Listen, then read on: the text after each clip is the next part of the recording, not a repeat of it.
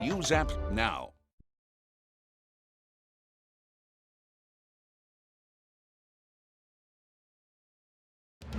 Middle Tennessee's only primetime news. This is Fox 17 News at 9, your Code Red station. Good evening, everyone, and thanks for tuning in to Middle Tennessee's only primetime newscast. I'm Scott Couch. Megan O'Halloran is off tonight. We begin with an amazing rescue story. The drones are a force multiplier when it comes to manpower. New tonight, drones helping the Sumner County Emergency Management Agency locate a missing elderly woman in less than a minute. Deputy Director Mickey Summers tells Fox 17 News this tool has helped the agency successfully find 12 people since the creation of the drone team. Fox 17 News' Caitlin Miller now live in Gallatin with more on that drone and how it's helping. Yes, Scott, well, the drone they use here in Sumner County has thermal imaging capability.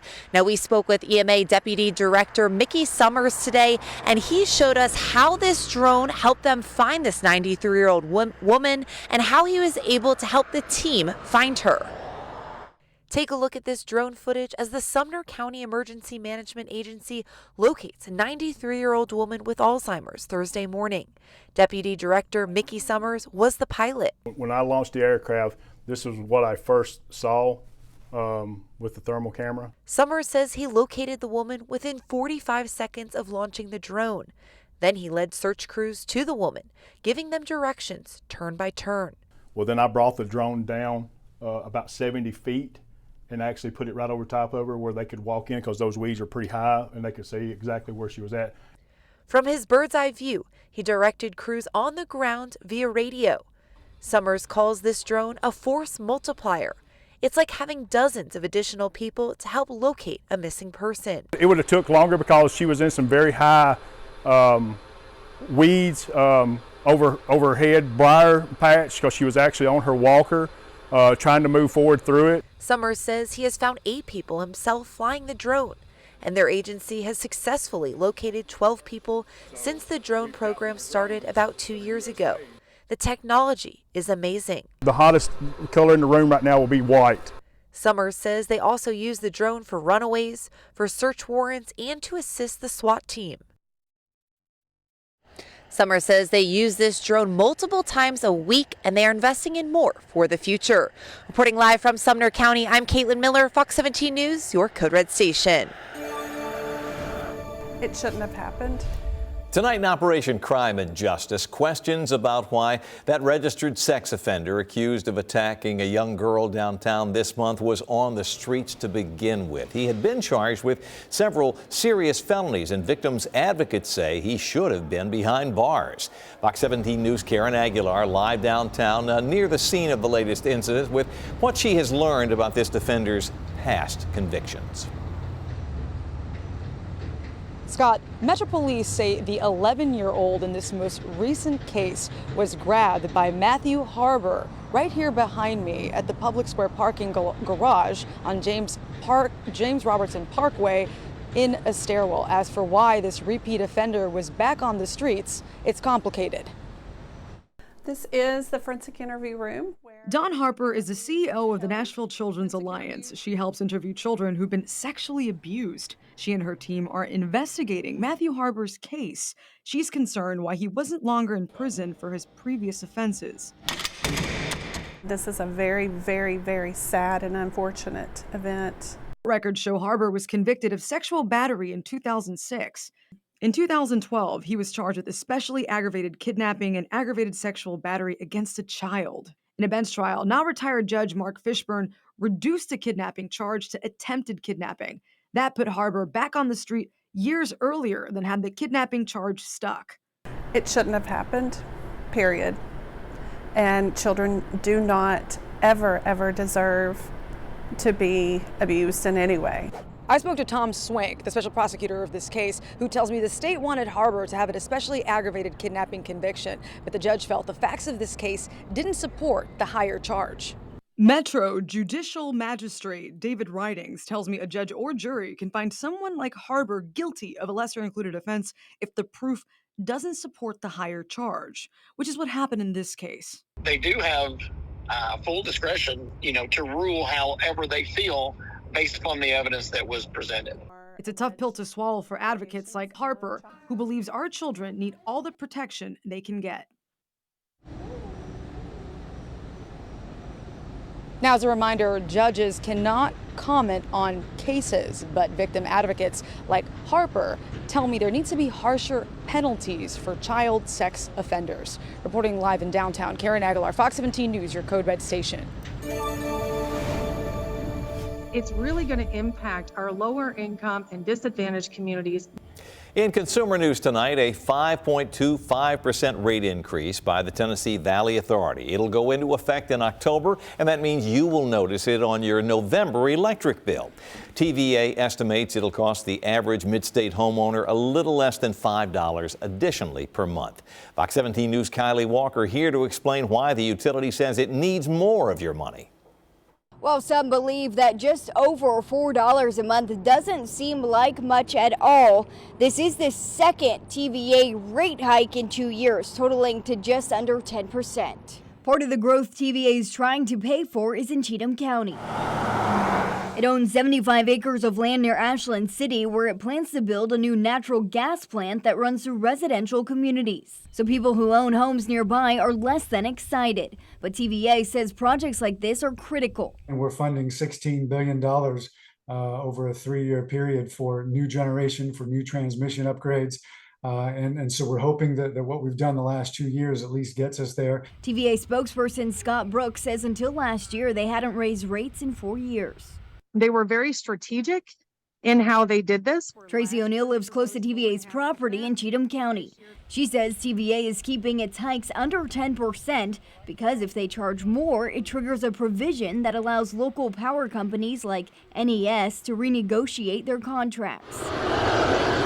O'Neill says when you consider all the other price increases, 10% more on the power bill adds up, especially for those on fixed incomes. They've got copays on their medication. And if that copay is $4.25, but that's the amount of the increase of their electric bill, so now they have to choose between their medication and their electric bill. Again, that rate increase goes into effect on October 1st. TVA says to anyone that is struggling to pay their power bill to reach out to your local power company to see what assistance programs they may have. For now, reporting in West Nashville, Kylie Walker, Fox 17 News, your Code Red station. Well, we always want to know what you think, and tonight's Fox 17 viewer poll asks whether you're satisfied with the current cost of your electric bill. 195 people weighing in. The majority, 77.4%, say don't like it. I'm sure they wish it was less. 16.4% they're okay, and 6.2% unsure. If you'd like to vote on this, just scan the QR code on the right-hand side of your screen. It will link you to our X poll, and we will update these numbers for you tonight on Fox 17 News at 10. An update now as charges against a former tin roof bouncer downtown accused of killing a patron are upgraded. The case is headed for trial in a Metro criminal court. Fox 17 News' Peyton Hughes has the very latest on the attack that took place just outside of that popular Music Row bar. Now, we got the indictment papers, and it states that Richard Cornelius now faces aggravated assault charges resulting in death. Now, I'm going to walk you through a little bit of what happened here February 18th at Tin Roof on Demumbrian. Metro Police say that a fight broke out between a former Tin Roof bouncer and a bar patron right here. Here's the surveillance video we got back in May.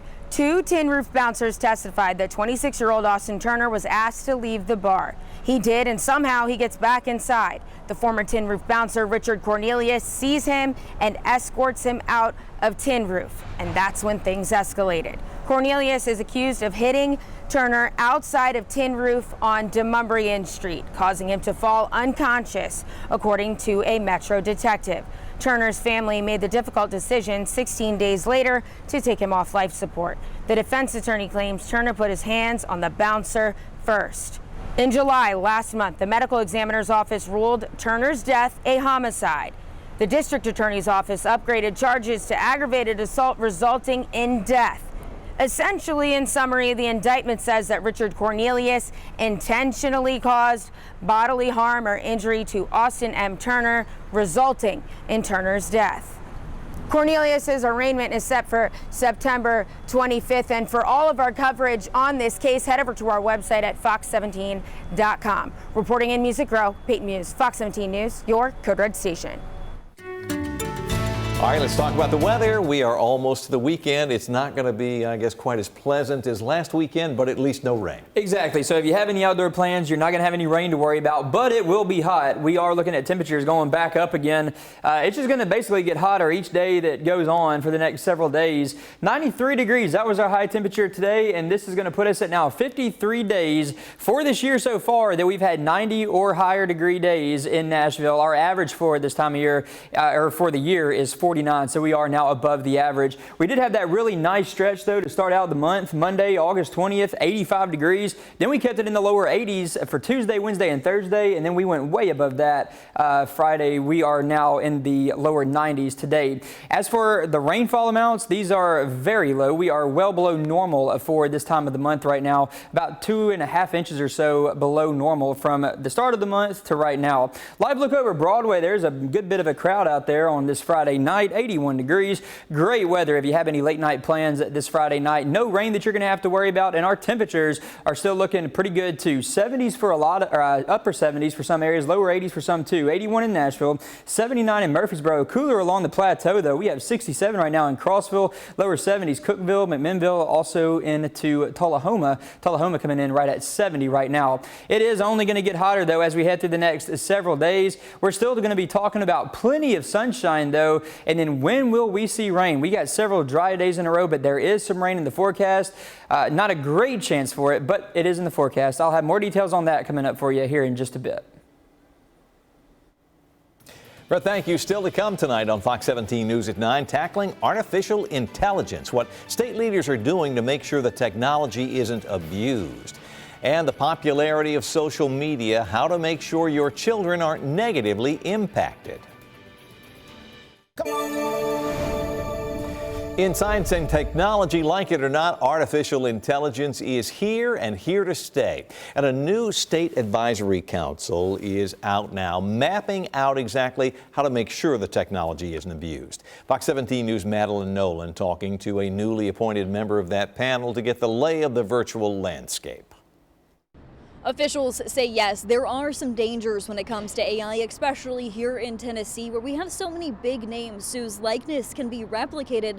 But the goal of this advisory council is to take a look at the positives as well, especially in government. Now, after the governor signed it into law, the Tennessee AI Advisory Council was established and is now made up of more than 20 government officials who each play a huge part in coming up with a plan as well as recommendations to guide the state's awareness and use of AI. Newly appointed member out of Rutherford County, Cody York, says that the council's creation comes at a time where we can see the tool as both beneficial and risky. I think that artificial intelligence should both be something we're excited about and something we're concerned about. So I think that the reality is it's coming. So it's not a question of if, it's a question of when. The Elvis Act is one piece of legislation passed already showing how government is working to protect individuals in the state from the harm of AI. York says that he will be focusing in on how AI can be used in local governments through AI phone calls as an example. Now, he does say that the AI Advisory Council has already had their first meeting, but as a way to be more transparent, they are allowing the public to come sit in and join in on the conversation. In Nashville, Madeline Nolan, Fox 17 News, your Code Red station. In health news tonight, social media is all around us, and a 2022 survey finds that nearly a third of American teenagers use YouTube and other social media platforms like TikTok almost constantly. Tonight, the attraction for teens and what parents can do to keep them safe. It can be both a blessing and a curse. On one hand, social media can connect teens with similar interests and help them establish their identities. But there's also a downside. Keep in mind, teenagers really have not known a world without social media. For many of them, it is their entire world. Dr. Sanjay Gupta says teen brains are still developing, including the area responsible for decision-making, impulse control, and judgment. That means teens are more primed to be easily gratified, to be on social media more often. Social media is designed to suck everyone in, adults included, and keep you there. Stopping the scroll can be hard. The algorithms are designed to feed the content that grabs your interest. The hearts and the likes then keep you engaged, and you're constantly looking for more. To keep teenagers safe, the U.S. Surgeon General advises parents to create a family media plan with healthy technology boundaries, keep tech-free zones to encourage children to foster in-person friendships, model responsible social media behavior, teach responsibility by explaining the risks and benefits of using different apps, and explain reporting options when it comes to cyberbullying, online abuse, and exploitation. Living without social media doesn't seem plausible nowadays, but living with it in a healthy way seems to be something we can all aim to do. Now, concerns about social media platforms prompted U.S. Surgeon General Dr. Vivek Murthy to demand Congress put a warning label on apps citing the threat that they pose to our children. All right, the only threat to you and your family this weekend is probably too much sunshine and perhaps too much heat. Too much sun and too much heat. No rain that we're going to have to worry about. So if you like the heat, you know I like the heat. I know some people call me crazy for liking high heat, high humidity, but I think this weekend is going to be a pretty good one for you. If you don't mind the heat, at least it won't be super humid, especially for as bad as it could be for this time of year. Our humidity values are going to stay a little bit lower than as bad as they could be. Radar not showing any sort of rain across Tennessee or Kentucky, and that's exactly how we'll stay as we go through the next several days too. We're just going to stop it at 7 a.m. each morning because really Future Track just painting a dry picture for us as we head through the weekend, even into the earlier part of next week too. I still think we're going to keep those dry conditions in place. This is Sunday morning. If you're headed out to church, all dry for you. Not going to have to worry about any sort of bad weather for your Sunday morning. Monday morning, just more of the same too. We're going to stay dry as we head on into Monday morning. Tuesday, we're dry again. Wednesday, we are dry, and then things finally start to change up, but we have to wait until Thursday before we start to bring in a little bit of a rain chance, and that rain chance isn't going to be the best one. Right now, it looks like maybe a 20% chance for a few isolated showers, maybe a couple of storms on a Thursday, and that's going to be the story for us on Friday too. As of right now, another about 20% chance for some of those isolated showers on a Friday. If you have any outdoor plans late this Friday night, current time is 9:20, a great night for those. Here's our live look over Broadway on our Broadway camera. A little bit of a crowd out there right now enjoying this nice weather. 81 degrees. That's our current temperature here in Nashville. Still mostly clear, and that's how we're going to stay through the rest of the night as well. Temperatures right now ranging from the lower 70s for most areas to the lower 80s. We do have a couple of spots a little bit lower than that. Lebanon, that might actually be a faulty reading, but 67 in Crossville, lower 70s, Cookeville, McMinnville, 81. Again, our current temperature right here in Nashville. Dew point temperatures, I've been showing this map earlier today. This tells us how much moisture is in the air, and whenever these numbers start to get to the mid and upper 60s, that's when you can really start to feel how humid it is. Today, these were held to the 50s and lower 60s across much of the viewing area. It actually felt not terrible today, even though we were having high temperatures back to the lower 90s across a lot of Middle Tennessee. Those dew point temperatures, I think, are going to go up just a little bit as we head on into the next few days. So for Saturday and Sunday, just a bit humid, pretty similar to what we had today. Monday, Tuesday, Wednesday, a little bit more moisture begins to move in, and it will make things feel just a little bit more humid. Our actual air temperatures Tuesday, Wednesday, those could even hit 100 degrees, but I think humidity values might be held, or heat index values might be held right below heat advisory criteria. Still not out of the question, but I think heat advisories right now not in the works for those days. 68 degrees, mostly clear for tonight. Winds will be out of the south, southeast. They'll be coming in and out about 5 miles per hour. And then tomorrow it looks great. Again, if you don't mind the heat, we'll have temperatures in the upper 80s. This is the noon time right there, 87, mostly sunny skies. And then by 3 o'clock, we're still mostly sunny with temperatures in the lower 90s. 6 p.m. we finally drop down out of the 90s. We'll go back to the upper 80s. I'll show you more though on that 7-day forecast coming up here in just a little bit.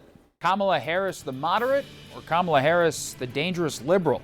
I'm Matt Gelka in Washington, and I'll have a story on how to define the vice president and now Democratic nominee coming up.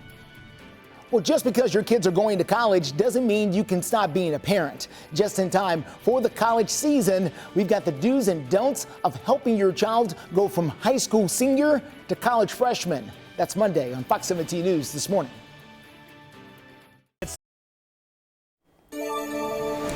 In politics, the race for the White House is now officially on. Vice President Kamala Harris versus Former President Donald Trump. And tonight, Matt Galka takes a look at where Harris stands on issues important to you. And you can let us know what you think by scanning the QR code that will appear shortly on your screen. On behalf of every American, regardless of party, race, gender, or the language your grandmother speaks, I accept your nomination to be President of the United States of America. It was noticeable at the DNC that Kamala Harris tried to expand the Democratic umbrella, trying to chart a course that appeals to moderates and independents instead of the extreme progressives in her party. A handful of Republicans tried to make the case that she had appeal across party lines, too. I want to let my fellow Republicans in on the secret. The Democrats are as patriotic as us. Harris preached safety and security when it comes to communities and the border, a far cry from the open borders and defund the police tags that have hounded Democrats for years.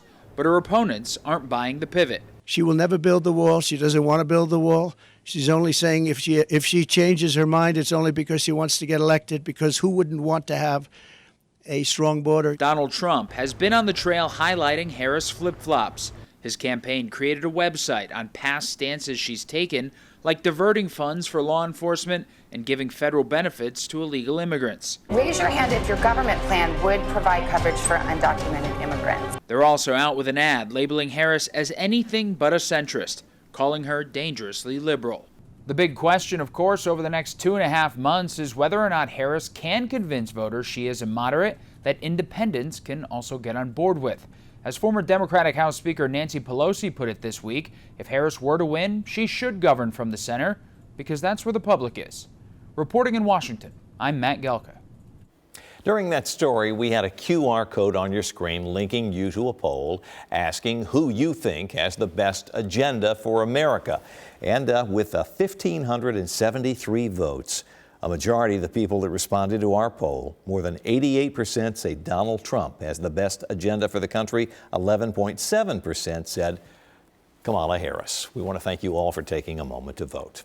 Still to come tonight on Fox 17 News at 9, a tale of two conventions. They're both over now, and how presidential nominee Kamala Harris will respond to the tough questions ahead. High school football is officially back. I'm Jill Jelnick, and I'll break down our game of the week still going on behind me, coming up right after the break.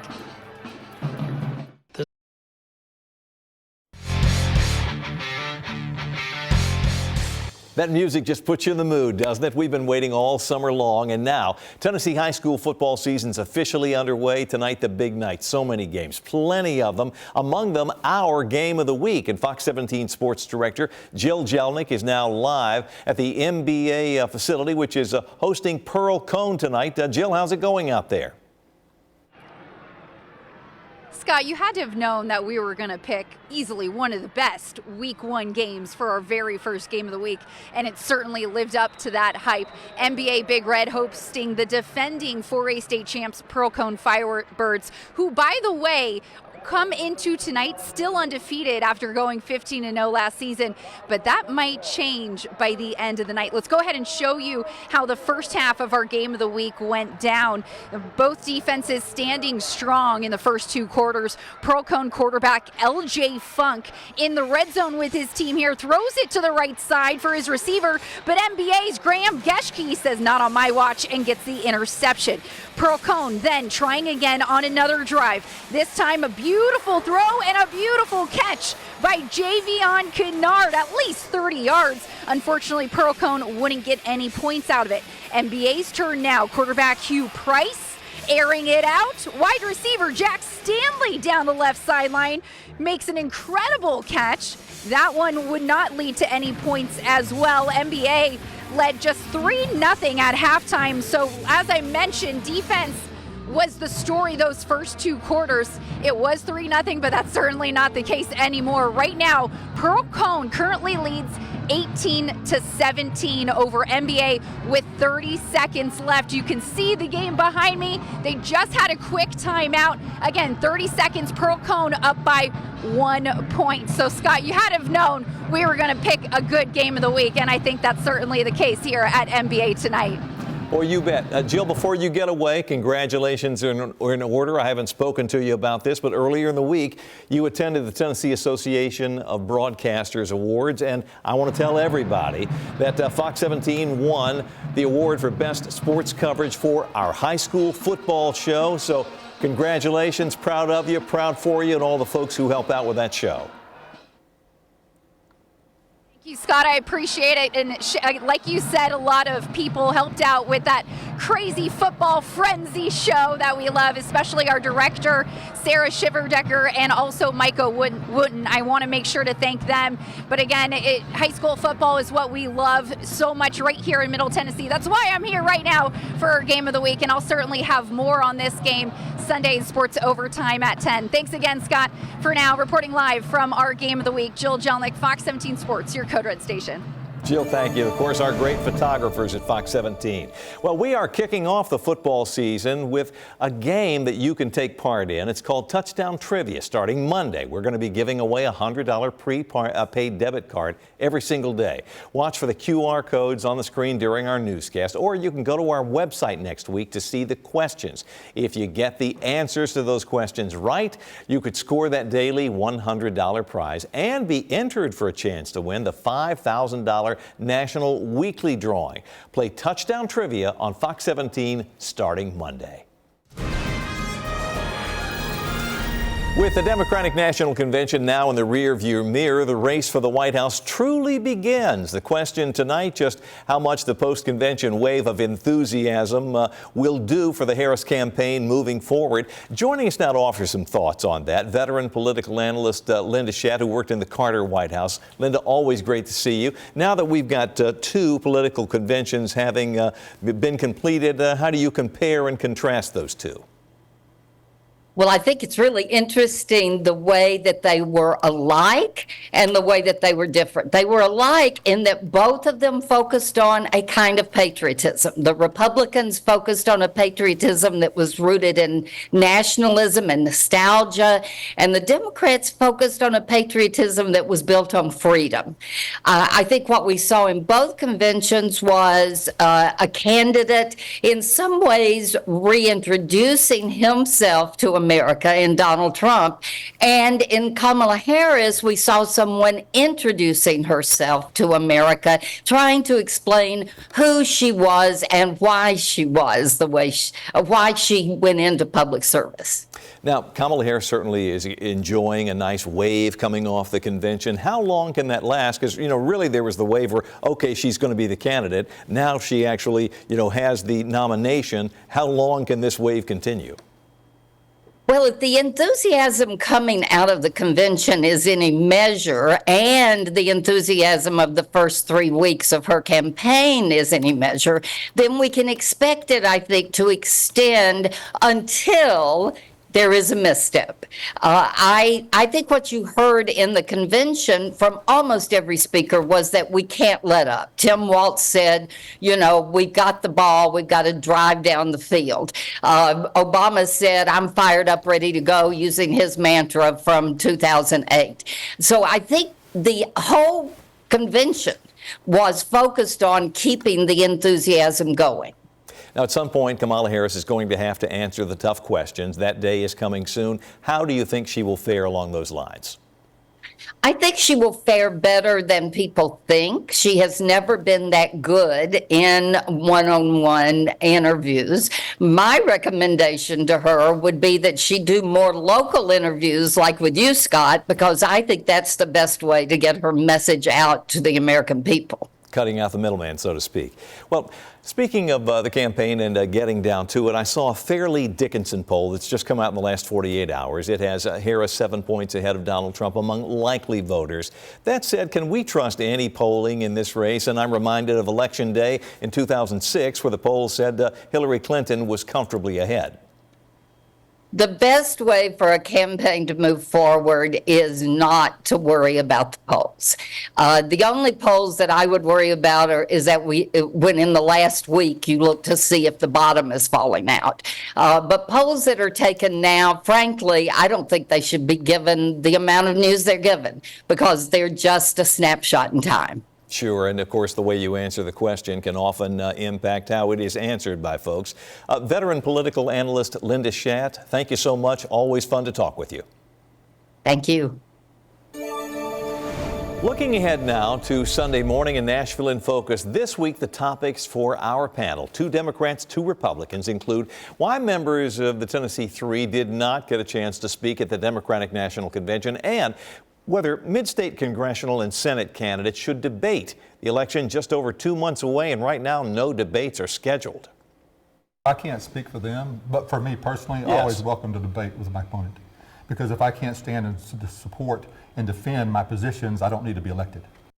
Now, other topics for our panel include why the Tennessee Three, as I mentioned, didn't get to speak, plus the role abortion could have here in Tennessee in congressional and state house races, and Mayor O'Connell's transit referendum strategy. That's Sunday morning at 6:30 on Nashville in Focus. Today was a pretty good day. It was a little bit warm, though. We hit 93 degrees earlier this afternoon. That was our high temperature here at the Nashville airport. 3 degrees higher than normal, and I think tomorrow is basically just going to be a repeat of what we had today. It is going to be a warm one tomorrow. Humidity values, though, will not be terrible, so that's at least some good news.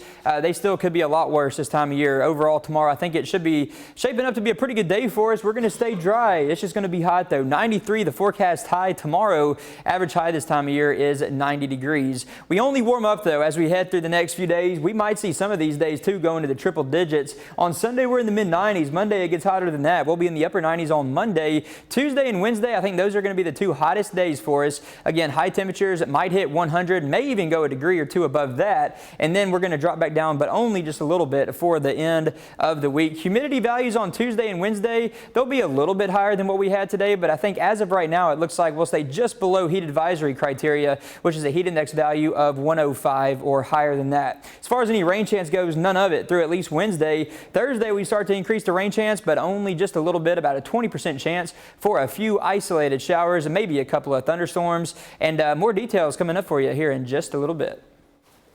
Brett, thank you. Also had new COVID vaccines hitting the streets any day now. The group of Americans skipping the booster.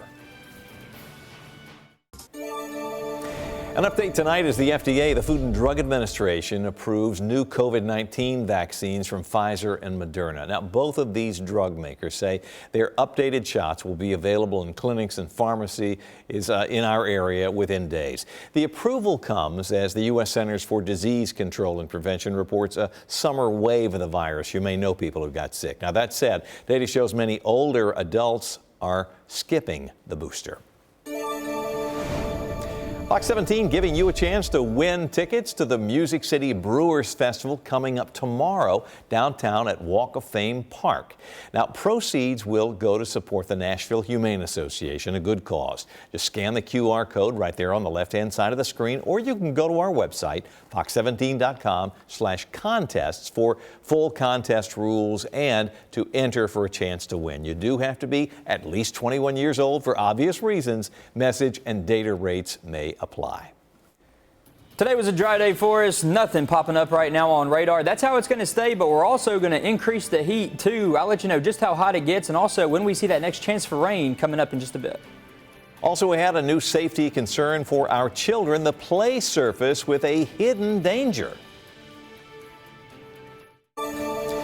In tonight's Spotlight on America report, new concerns over dangerous chemicals found in artificial turf, and our children and grandchildren, they may be playing on some of those. Fox 17 News' Chris Daniels tonight with the story. Even on an artificial field in San Diego, I've been playing soccer since I was a small child. Salar Parvini feels naturally at home with his young daughter Emma. Oh, she loves it. Yet he admits to being alarmed at what may lie at the surface. PFAS, toxic forever chemicals that have been linked to cancer and developmental health risks. I always equate it to making spaghetti. So you can't make spaghetti without flour, and you can't make artificial turf without PFAS. To extrude a blade of artificial turf, you need to have PFAS either in the mix or coated through the machine, or both. He has drawn that conclusion after he and his daughter participated in a small preliminary study by PEER, or the Public Employees for Environmental Responsibility.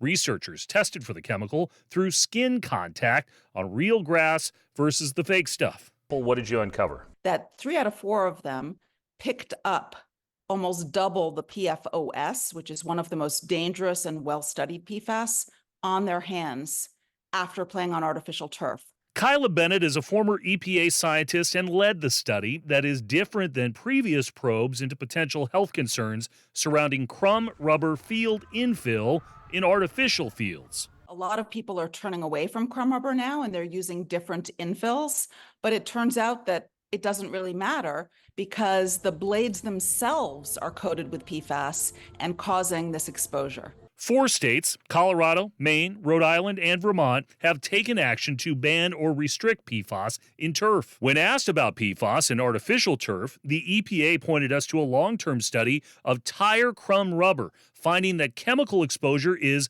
likely limited, but that evaluation didn't include PFAS, and the agency says it has no plans to study PFAS in any part of artificial turf. Bennett argues the preliminary findings are proof the EPA needs to dig deeper. It's not that they didn't find a risk, they didn't look at it yet. How has this changed your love of soccer?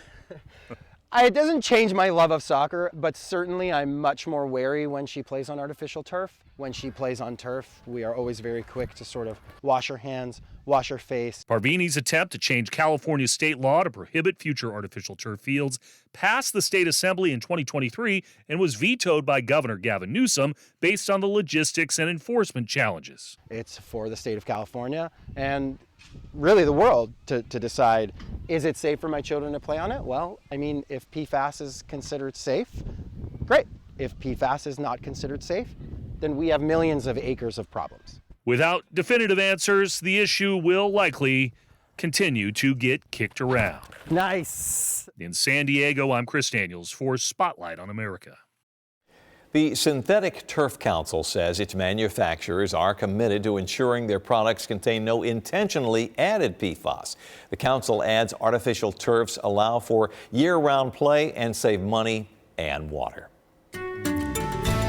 Today was a little bit of a warm one for us, about 93 degrees. That was our official high temperature right here in Nashville, and that's just a few degrees above normal for this time of year. So the start of this week was just fantastic with temperatures in the low and mid 80s. We finally got up to the lower 90s today and another day of that for tomorrow. The thing is, though, no rain for us. It has been all dry. We have stayed dry for most days over the past couple of weeks. Future Track still not showing much of a rain chance at all either for the next several days. This is going to be through tonight. Future Track not able to pick up on any rainfall anywhere close to us through the overnight hours tonight. Moving on into early tomorrow morning, I still think we're off to a dry start. Saturday morning, 7 a.m. will be dry. We're going to stay dry through the rest of Saturday. This is Sunday morning, 7 a.m. off to another dry start on Sunday, and then it's just more of the same. We'll keep it all dry throughout the rest of Sunday. On the Monday, we wake up to a dry start, stay dry. Tuesday, Wednesday, more of the same. And then finally, on Thursday, it could change up just a little bit for us. Just about a 20% chance for a couple of isolated showers, maybe a storm or two across parts of Middle Tennessee and Southern Kentucky. That's still several days away, though, but that's the Thursday map. And then on Friday, it's basically going to be a repeat of Thursday, at least it looks like as of right now. Still about a 20% chance for a few more isolated showers again on this upcoming Friday. 81 degrees, our current temperature here in Nashville. Clear skies, a great night if you have any plans outdoors. Current time is 9:51, and we are still in the lower 80s. Some of us, though, down to the 70s. We're down to 78 in Murfreesboro, 68 in McMinnville, 67 in Clarksville. Back closer to the Tennessee River, a little bit warmer, 83 for some spots, 83 right now in Camden. Dew point temperatures today were in the 50s and 60s throughout much of the afternoon, which made it not feel terrible for this time of year. When we start to see these dew point temperatures in the mid and upper 60s, that's when you can really start to feel the humidity and just how humid it is. So when we're in the 50s, that's actually really good, especially for this time of year. They will go up a little bit as we head into the next few days, but really not too bad. Just a bit on the humid side side. Tuesday and Wednesday, we will start to increase the moisture just a little bit more, and actual air temperatures Tuesday and Wednesday, those are going to be hitting 100 possibly. I think we might be held just below heat advisory criteria though. At least it looks like as of right now. That could change, but that criteria is 105 or higher for a heat advisory. So as of right now, just below that. 68 degrees, our overnight low temperature tonight, mostly clear skies. For tomorrow, a great day to get outdoors, especially if you don't mind the heat. Upper 80s, lower 90s for the start of the afternoon, and then by 6 p.m. we should be in the upper 80s as well. Here's your 7-day forecast. Sunday we're up to the mid 90s, and we keep on warming up for the early part of this upcoming week. Upper 90s Monday, could hit 100 on Tuesday and Wednesday. Thursday, Friday, we bring in that 20% chance for a few isolated showers and possibly a storm. Just ahead, some demanding jobs that are needed to be filled. The tech company paying $48 an hour to help train its robot. In business news tonight, Tesla has the Help Wanted sign out. They're hiring people just like you to help train their new robot. These trainers will essentially act out everyday tasks while wearing one of those motion capture suits you may have seen, on the green wall, so they can show their Optimus robot essentially how to do everything. The data collection operator position, that's what they call it, requires walking, though, for more than 7 hours a day. Apparently, you don't have to walk very fast, though, while carrying up to 30 pounds. The reports say the company's already hired 50 people for this position, which pays up to $48 an hour. Coming up next, a plan that worked. The retailers who report more traffic after reducing prices.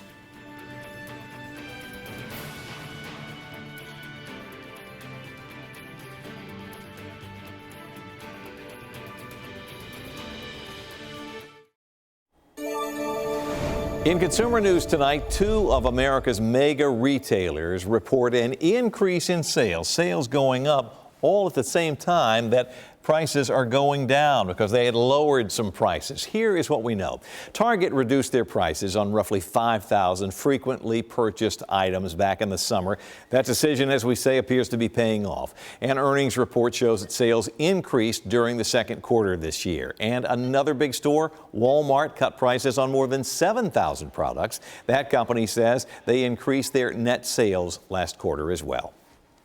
The lights have dimmed on the Democratic National Convention. I'm Christine Frizzell with a look at some of the issues Kamala Harris will face once she hits the campaign trail.